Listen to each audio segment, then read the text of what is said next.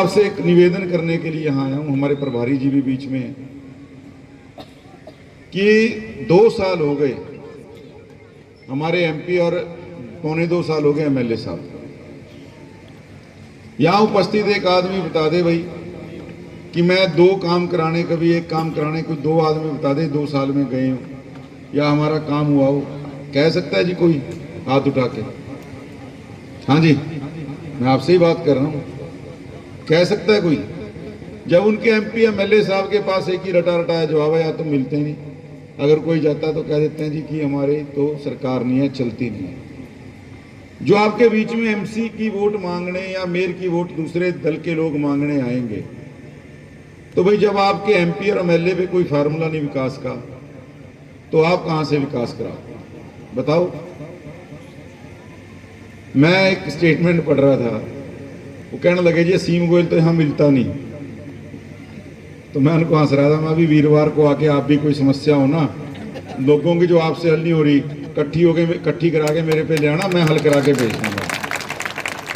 भाई असीम गोयल, मैं हैरान हूं कि इतना स्तर गिर गया कांग्रेस के नेताओं का, जो कहते थे भाई बब्बर शेर हैं, फलाना शेर हैं। बाकी देखो हमारे बीच में बाबू राम जी बैठे, पता तो उनको भी है बब्बर शेर का सारा मामला, सर को भी पता, मुझे कहने की जरूरत नहीं, कुछ नहीं है। मैं तो हैरान हूं भाई, सीट पे आप बैठे सवाल मेरे पे उठा रहे हो। हम तो देखो एक चीज होती है ना भाई, किसी दुकान वाले पे जाते थे, अभी संदीप की दुकान है, नीच तो नहीं आया होगा दुकान छोड़कर, जो खड़ा विक्की, तो अपन दुकानदार से क्या कहा, भी रूंगा दे दे, हम तो जो कर रहे बेरूंगे का कर रहे हैं, मान तो था ना, तो वैसे रूंगे लैके भी नहीं छोड़ा था, पर ये सोचो। और वो सवाल मेरे पर रहे भाई, सीट पर एमपी था रहा, एमएलए था रहा, थम बताओ लोगों को कहाँ मिला? एमएलए साहब ने, एमपी साहब ने तो कोठियों पंचकूला बना लिया अपनी जब से एमपी बने, और एमएलए साहब का यहाँ किराए का मकान भी नहीं है, अपना तो छोटो किराए का भी नहीं लिया। तुम मिलेंगे भाई, अगले का सीधा कहा चपड़ासी मेरी बात नहीं सुनता, जो दबंग धाकड़ कुछ नहीं है। और उल्टा मैं हैरान, मैं सुनकर केला इतना हंसया वीडियो का जी असीम गोयल तो मिलता नहीं है लोगों को। तो मैं आपके माध्यम से ही भाई अब ये पत्रकार साथी की बात पहुंचा दी उनका, मैं तो हर वीरवार को बैठूं और जे लोगों के काम थर से नहीं हो रहे, वो फैल था का मनु दे जियो, मैं फिर भी करवा दूंगा।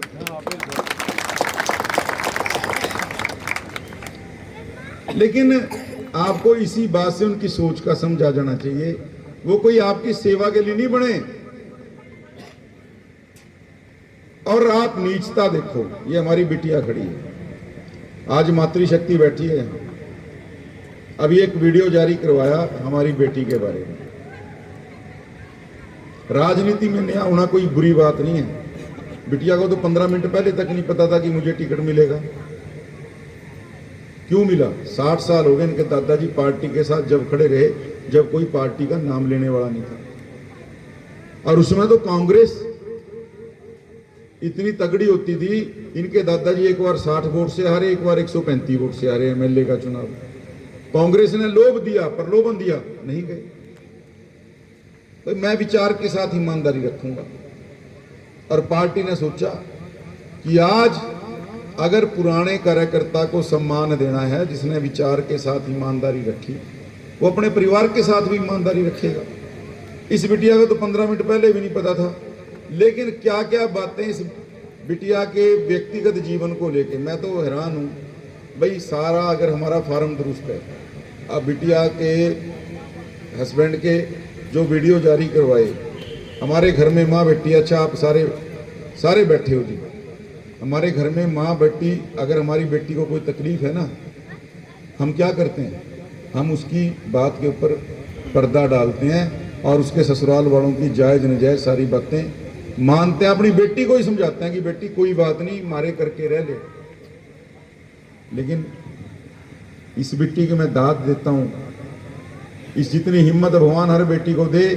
आज मैंने इसके चाचा का दर्द देखा, मुझे कार्यक्रम में मिले उस वीडियो के बाद, कहने लगे भाई साहब मैं जानता हूँ हमारी बेटी ने कितने दुख सहे हैं, और मैं वीडियो जारी करके अपनी बात रखना चाहता हूँ। इस बिटिया ने तब भी कहा कि नहीं चाचा जी, हमने उन जैसा नहीं बनना, कोई बात नहीं।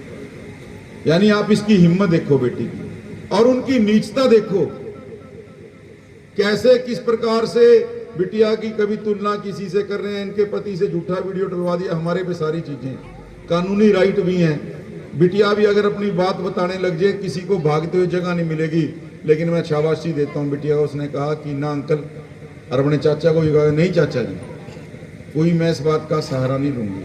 लेकिन मैं आपसे निवेदन कर रहा हूँ, जो हमारी बहू बेटी की माँ की इज्जत नहीं कर सकते, ऐसे लोगों को आप वोट डाल दोगे? ये माताएं बैठी हैं, हमारी बहनें बैठी हैं, डाल दोगे जी वोट ऐसे लोगों को? एक बार बताओ, डालोगे कि नहीं डालोगे जी? नहीं डाल सकते। देखो क्या किया, जो एक कांग्रेस का पार्षद पद का प्रत्याशी, इनके लिए कुछ हमारी बिटिया के लिए अपशब्द बोल रहा है। साथ ही क्या कह रहा है कि ये कुलविंदर कौर जी मेयर खड़ी हैं मेरी माता जी। भाई कुलविंदर कौर जी हमारी भी बड़ी बहन है। ये तो भाईचारे का चुनाव है, हफ्ते बाद चुनाव समाप्त हो जाएगा। ये कोई परमानेंट दुश्मनी थोड़ी है, हफ्ते बाद चुनाव समाप्त हो जाएगा, हम भी यहीं रहेंगे, उन्होंने भी यहीं रहना। गांव का भाईचारा, शहर का भाईचारा, रिश्ते हैं, सब यहीं रहेंगे। तुम्हें शर्म आनी चाहिए यार, कांग्रेस के लोगों को मैं आज ओपनली चैलेंज कर रहा हूं, जो बहू बेटियों की, बहनों की इज्जत नहीं कर सकते। और तभी आज देखो, आज लोग सफाया करते जा रहे हैं। बंगाल में 80 साल के बाद आज कमल का फूल खिला, मैं आपको बधाई भी देना चाहता हूं। 80 साल के बाद बंगाल के लोगों ने जुल्म के सामने, गुंडागर्दी के सामने खड़े होकर आज सीधा नारा दिया।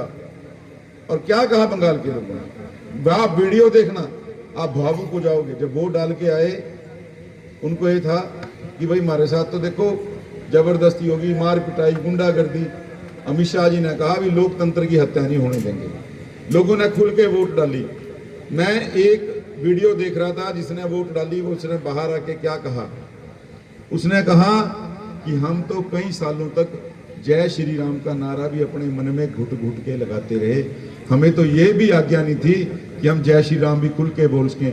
बोले मेरी गर्दन चाहे कट जाए, लेकिन आज मैं वोट डाल के आया हूं, राम जी के नाम पे डाल के आया हूं, बीजेपी को डाल के आया हूं, और मैं आज कहता हूं कि जय श्री राम। और ममता दीदी जो है अपना सामान बांध ले, और आज वो सामान बंगाल की जनता ने ममता जी का सामान बांध दिया। की भारतीय जनता पार्टी, यहाँ पर आए मेरे बड़े बुजुर्गों, माताओं, बहनों और मेरे युवा साथियों को मेरा नमस्कार।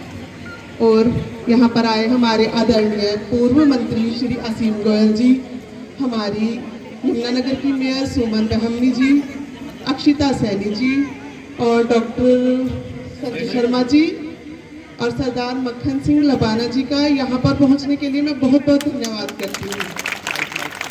आज मैं आप सभी के सामने एक उम्मीदवार के रूप में नहीं, बल्कि आपकी बेटी के रूप में खड़ी हूँ और मैं आप सभी से वोट की अपील करने आई हूँ।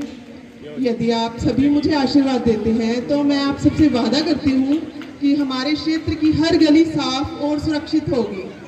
मैं आपसे निवेदन करती हूँ कि मुझे सपना रानी और हमारी मेयर प्रत्याशी अक्षिता सैनी जी को ज़्यादा से ज़्यादा वोट देकर जिताएं, ताकि हम एक टीम बनकर काम कर सकें। धन्यवाद।